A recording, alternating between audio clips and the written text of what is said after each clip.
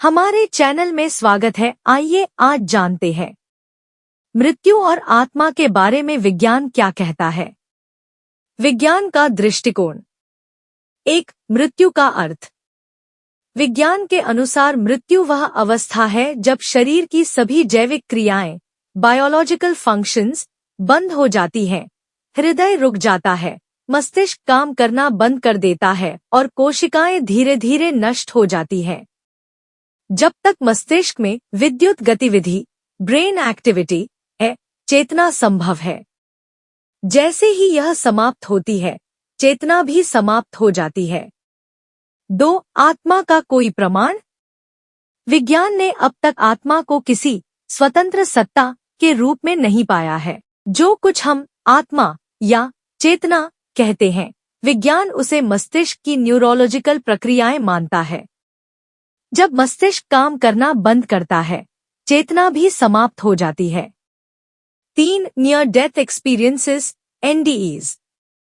कई लोग बताते हैं कि मृत्यु के करीब जाने पर उन्होंने प्रकाश देखा, शरीर से बाहर निकलने का अनुभव किया या अपने पूरे जीवन के दृश्य देखे।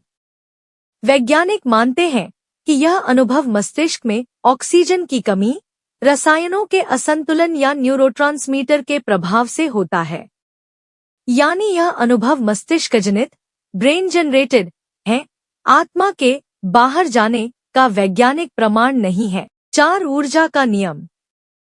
भौतिक विज्ञान के अनुसार ऊर्जा नष्ट नहीं होती, केवल रूप बदलती है।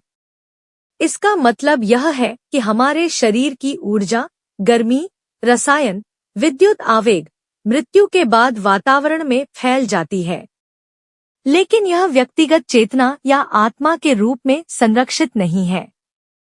निष्कर्ष। विज्ञान की दृष्टि से आत्मा जैसा धार्मिक या दार्शनिक विचार विज्ञान में सिद्ध नहीं है।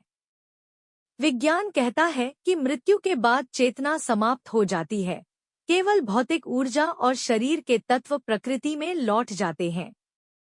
यानी जीवात्मा की गति का प्रश्न विज्ञान अभी तक स्वीकार नहीं करता।